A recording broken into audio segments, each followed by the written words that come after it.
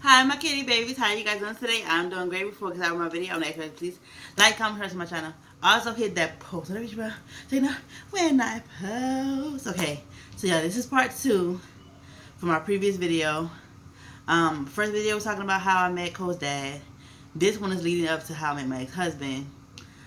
So I think I said in the video before that me and Tony we lived in a hotel together at one point, and um, again, we fought a lot, and so I had to release. So I remember after everything, after the hotel, after the home shelter, I remember going back to my mom right before I was starting school. I also mentioned in one of my videos about how I applied for culinary school while I was at the home shelter. Well, the next year was 2017. Um, I started culinary school January 17th, 2017. Anyways, right before I was starting school, when 2016 was ending, me and Tony's last fight was December, the day after Christmas. I remember, and it was just bad. And I remember saying, I'm not coming back. I'm not turning back. I cannot. I do not want to go another year with this same mess. I want to do something different. I need to do something different for my son. At this point, Cole was, I think he was like 8 months, 7 months, 8 months. I don't know. And so I said a prayer.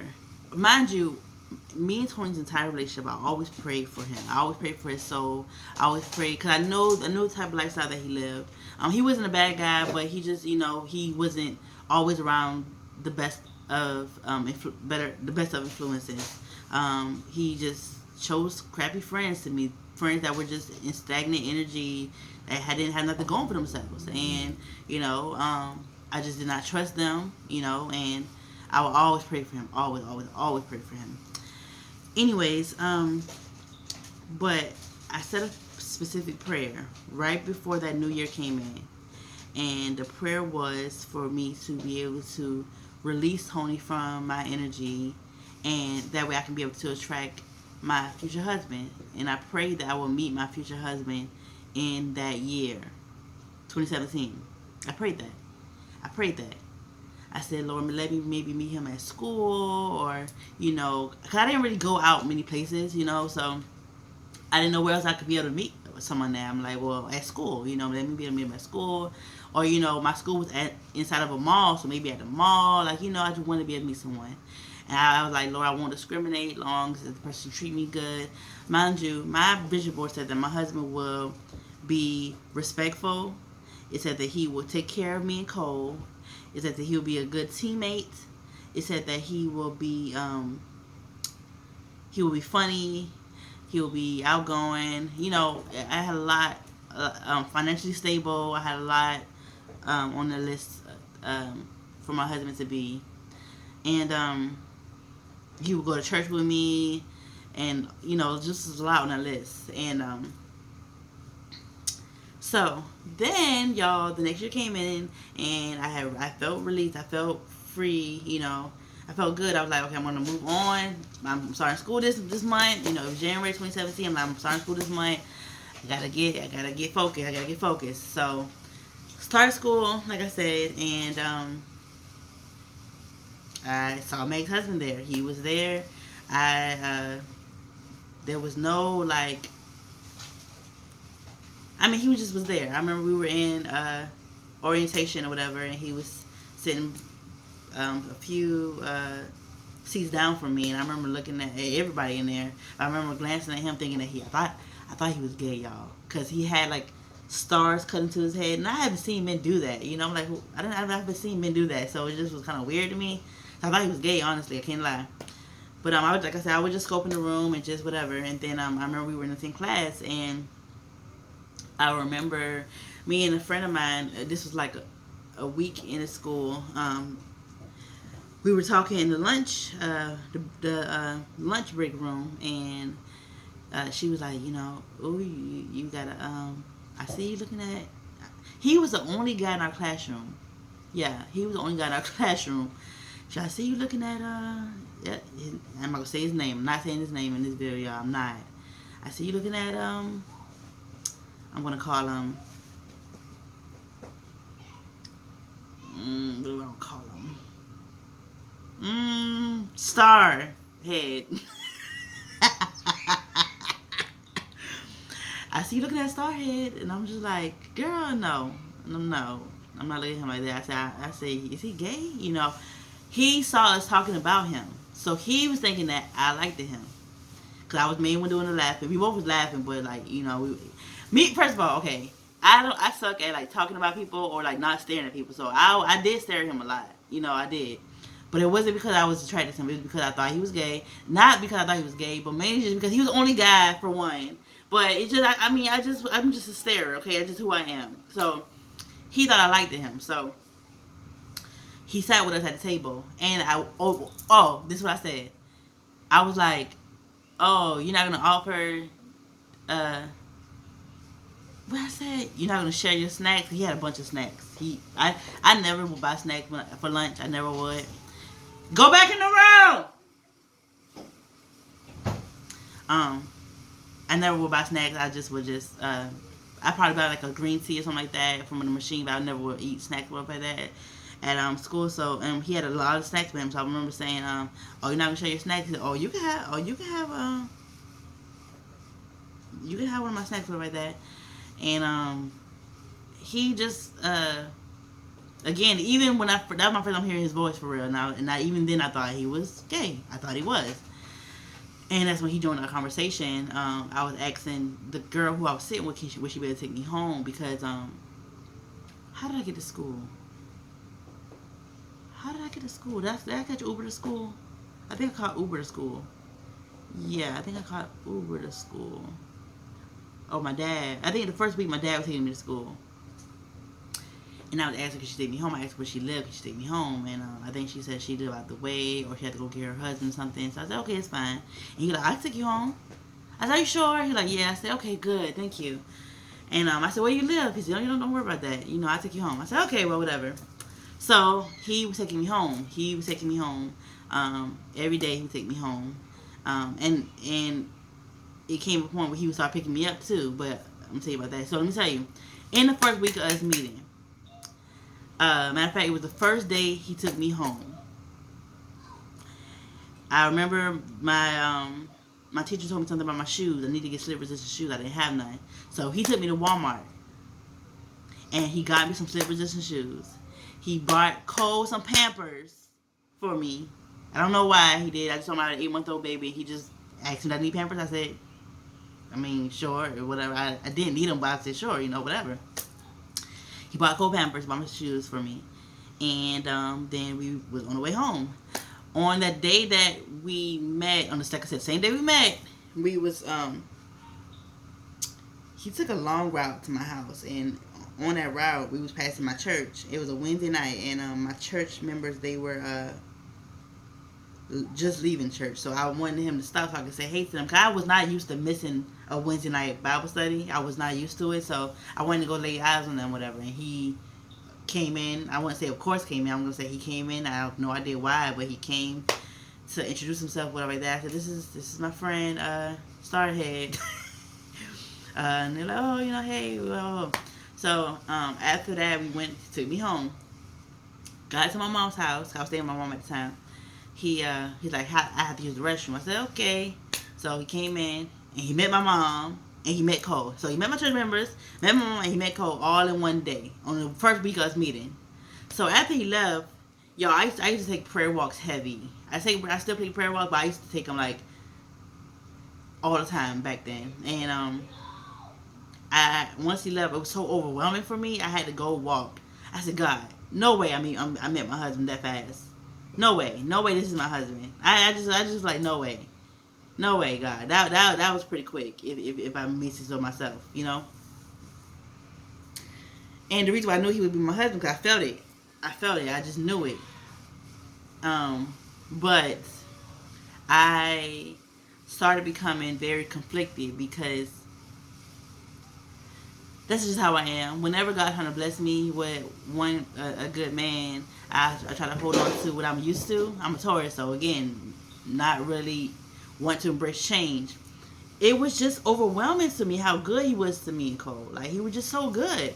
He was picking me up from school, taking me to school, helping me with my homework, helping me in the kitchen at like I said, we were in culinary school. You know, he was teaching me how to darn it, what is it called? I forgot.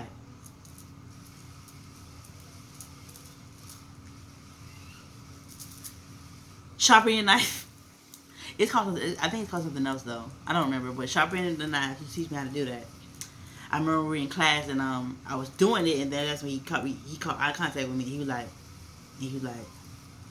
and I was like, and so like, okay, he's cool. But again, there were no like butterflies like it was when I met Tony.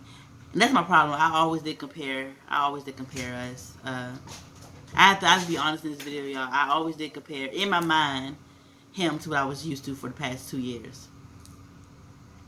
There were no butterflies. There were no like, ooh, he's so cute or oh, he handsome. It was none of that. I was just like, mind you, I still low key thought he was gay. Okay. Now I have to be kind of transparent about something I didn't mention. On the first day first week he took me home. That same day, he met everybody and all that. He told me about his S3X offense. If y'all understand what I'm saying, he was a registered S3X offender.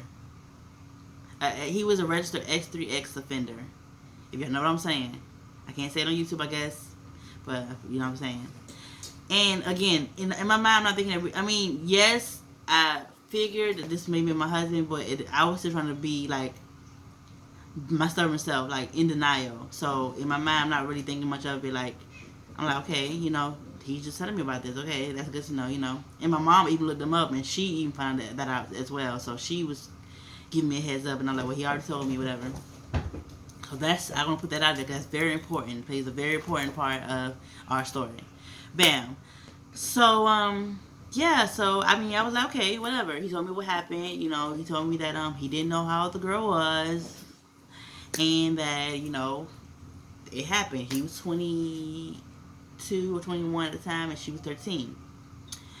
And so, but he told me it, and I heard it, and I threw it in the back burner. But then when he tried to pursue me, it came back to the forefront. And I was just, in my mind, I'm thinking to myself, knowing what I've been through growing up myself, y'all don't know my story, and I haven't told it yet. I don't know if I would tell it or not, but I just could not respect him. I didn't respect him. I already wasn't attracted to him, and then on top of that, I was like, I don't respect that. And I will always tell him that, I don't know if I believe that you didn't know how old she was. I don't know if I believe that, my intuition always told me, my intuition, I always know. I always know. But I always like doubt myself or, but I always know. So when I have bad feelings about something or when I just feel like, that don't sound right, it's not right. And so he would be like, oh, well, why did you feel that way? I said, well, I just don't know. And I remember telling him that I thought he was gay and everything like that, and, he laughed about it. He had like a certain laugh, y'all. See, I don't want to talk too much about him because, like, I know people may watch this that may have dated him after me or dated him during me or just who may know him, So I'm not gonna talk too much about him, but he had like he honestly he was very very I'm gonna say he was very very different from what I was used to for the past 2 years. Even before him, I was not used to a guy as feminine as he was. His laugh was it was very high pitched. He would always like pat his head like this because he had like locks, like little starter locks, whatever. He would just pat his head like this. And he would cross his legs, and I remember he shared with me prison stories about how he knitted quilts in prison and stuff like that. And I was very judgmental, y'all. I can't lie. Like I was very judgmental and guarded. And so I remember sitting him down. I was telling him, I was like, listen, I'm in love with my child's father still. And you are trying to pursue, this is before I allowed him to pursue me. I said, you are trying to pursue someone who's in love with somebody else. Like, I think that's going to be unfair for you. And he's like, well, y'all not together for a reason, right? Whatever, blah, blah, blah, blah. And, oh, another thing, what made me think that he was the one was when we got in the car, he turned the radio on, and Travis Green, my favorite gospel artist, was playing. And he said he always listened to Travis Green. He said this is his album. I listen to him. This my dude. I love him. I said, what? And just a guy who listens to the gospel without me having to say first that I am a Christian was like, whoa, God, what are you doing here? Like I always wanted a guy who I could praise God with. And that we did. That the whole ride home on the first week, again, my stories be all over the place, y'all, because I be remembering things. But on the first week, the first week he took me home for the first time. We was praising God in the car together. Yeah, yeah. If y'all know Travis Green, y'all know his music. We were just praising. Yeah, and yeah, we were just going in, like just praising. And it felt good, And so, yeah, that's how we met. Now, I started to realize it was getting serious because he asked me to meet his mom. Going on the second month of us knowing each other. I was like, okay, he said, first he asked me he'd take me out. I said, okay, that's fine. We can go out together. So we went out together, and then that night we went to visit his mom. No, I'm lying, y'all. We didn't go out together. He said, you want to cook for me? That's what he said. Because he said he was a chef in prison. He cooked. He was a cook at prison, whatever like that. I'm putting quotation marks up because I don't really believe. I never really believe nothing he said out of his mouth. Let's just be honest. But so anyway, we didn't go out. He took me to his mom's, and I met his mom. I met his siblings, and he cooked for me. I remember this. And that was our first date. And he wanted to show off how good he cooked, and he wanted to make it seem like he had this great relationship with his siblings, and I peeped that he didn't. I peeped that they were not really used to him being in the house, or not really used to him being friendly. I peeped that. I could tell by their aura and how they were, But he was trying to act like he all cool, oh yeah. But anyway, whatever. We had a good night. His mom ended up coming. I ended up meeting her. She was, I'm not talking bad about his mom. She was a pretty cool lady, And his siblings, I fell in love with them the first day. They were very awkward, and they still are to this day very awkward. They're still very close to my heart, by the way. But it was a good time. I'm awkward, so what the hell, And again, Cole was like 9 months around this time. Yeah. So then, fast forward, y'all. Fast forward to when Tony passed away in April 2017. So what happened was my ex-husband, he was not allowed to. There came a point where I met his probation officer. Let's just go there because I'm all over the place, y'all. I met his probation officer around the same time I met his mom, and I had to sign papers agreeing that I would not allow my son to be around him alone, and I agreed to it. But as the time went on, we had got so used to him. He was around us every day, y'all. Like we literally spent every day together. He was picking me up for school, and spending time with me after school, and just all the time, every day. And so I had to get used to him, And I remember he told me he loved me very quick as well. It was kind of awkward for me, but I was like, oh, okay. Yikes. Yeah, whatever. But anyway, I got used to him being around us. That there would be times I would forget that he can't be around my son by himself, so I would like go off to the bathroom, so I'm leaving the living room with him or whatever like that. Y'all, and he had got so used to Cole, that he was even changing Cole and sometimes and whatever. And that's, I know. Listen, I've lost a friendship at the beginning of me and him talking because of his situation and what I had been through. Like, they thought I was so stupid for being with someone like him, knowing what I had been through, and they were fearful for Cole. but I was trusting of God. So I just was cautious, but still like at the same time I had become comfortable with him. Anyway, so there was a point where he had to get a lie detector test, and they asked him, was he around my son alone, and he tried to lie, but they picked up on his lie. Okay, so the day before Tony passed away, he came to town with me and Cole, and he said that he was gonna see Cole tomorrow when he get off from work. Boom, the next day came, and that next day um, was when I found out that he passed away. No. That next day, oh, I'm lying. That next day, I had Tony blocked on my phone because he would call at inappropriate hours, knowing I was in a relationship, and I wanted him to be respectful of me trying to move forward. And so I had him blocked, but I would always call him back whenever I see his missed call. Well, on the next day when he was came to see Cole, I didn't see his call until like 2 hours later. I called him back around 10 something, and he answered. He had attitude, of course, and he was just like, I'll just come see him tomorrow, whatever. I said, okay. Well, normally I would call him right back, because the way we hung up, it was kind of bad. So normally I would call him right back, but I didn't. I was like, well, he'll see Cole tomorrow. Anyway, so the next day after that, Cole was, my ex-husband, Starhead, he was supposed to have court, and they were supposed to see whether or not he would have to serve more time for lying on the lie detector test, or just receive, or whatever the stipulation would be for that. They had to see that was what court was about. He had a hearing, and so that next morning, my dad was supposed to went to the hearing with him, but my dad didn't end up making it. Anyway, my dad came in the room. It was this early in the morning. My dad came in the room and said, I got some bad news. I thought he was about to tell me that Starhead was getting locked up. Cause I thought my dad went. Like I said, it was early, so I didn't know what was going on that morning. My dad said, I got some bad news. I said, what's the bad news? They said, Tony was killed last night. My heart dropped, y'all. My heart dropped. And I just did not know what to do with my life. I was just like, what? I was so stuck, and I was just like, oh my God, I was so stuck, y'all. I didn't know what to do with my life. I just held Cole close to me and whatever. My dad came and hugged me. My sister came and hugged my mom.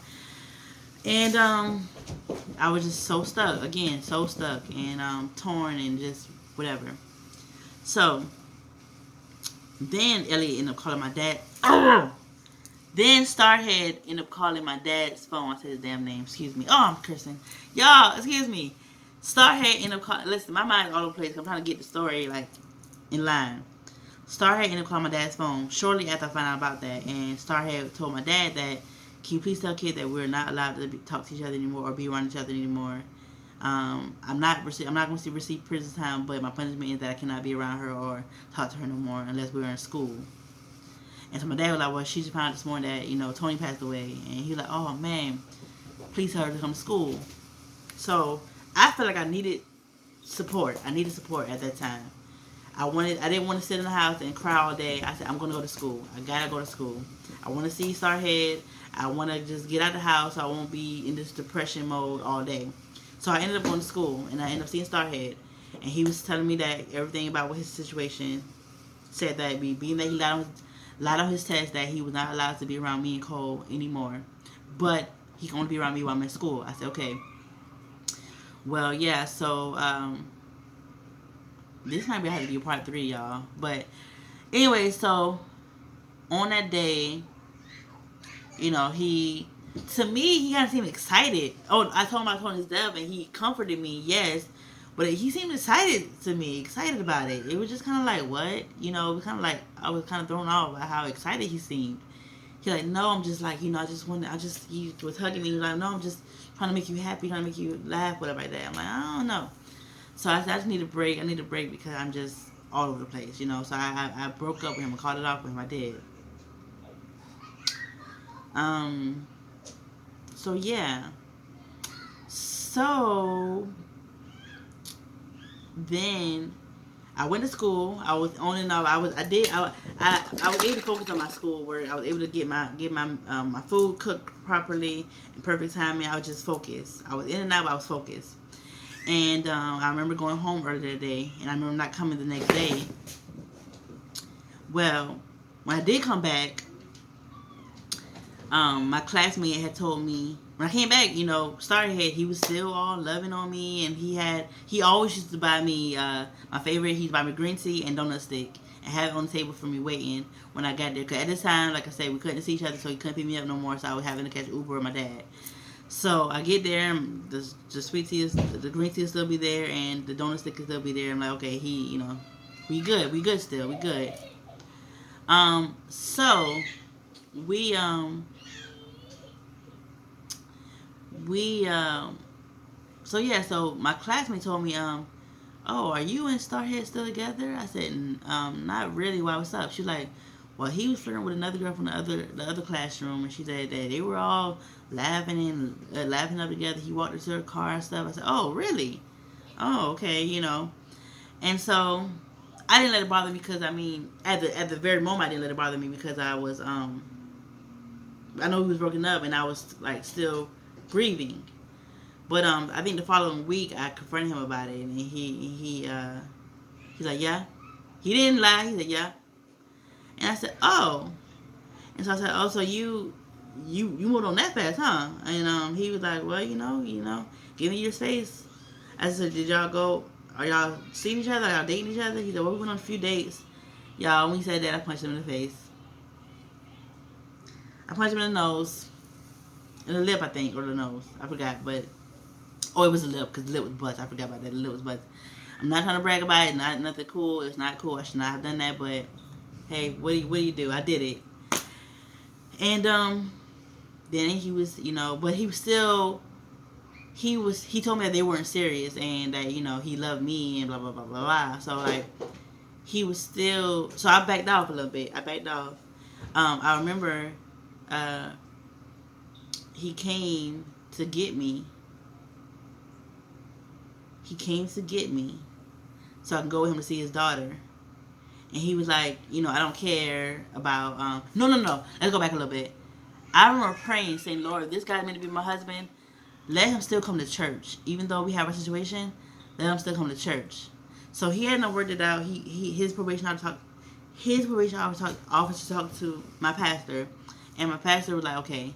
And so they agreed that he could still see me at church, but he would have to sit on the upside of the church. He can sit next to me. So that's how. So I was like, Lord, if he's meant to be my husband, let him still come to church.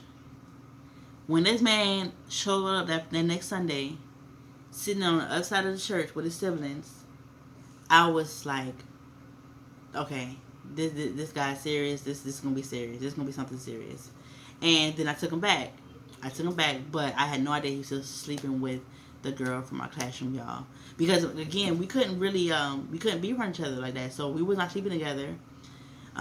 We weren't doing nothing with each other. He would but there was a time where he was going to see his daughter, and he wanted me to come with him, and so he pulled up to my mama's house, and I'm like, what is he doing out here? Like, is he crazy? You're not supposed to see me. He came to the door with his eyes closed. This man's so crazy. Came to the eyes closed, telling me, Tiara, I want you to come with me. I'm going to see my daughter. And I was like, Starhead, are you insane? Like, we're not supposed to be around each other. Like, what? I don't care about that. I want you to meet my daughter. What about that? I told you I want you to meet my daughter. I want you to meet my daughter. So, y'all. And he didn't keep his eyes closed the whole time, but he was being funny. But when we got in the car, he was like, look, hey, you only live once, right? And I was like, you are insane. You are insane. But we took that road trip straight to his daughter. Again, not supposed to be around each other. Well, okay, fast forward, y'all. After he got off his probation, he moved in with me. And I'm gonna do part 2. I'm gonna do part 3, y'all. But he moved in with me after he got probation. And we can talk more about everything else. Part 3. So stay tuned. I'll be right back. Bye. Love ya.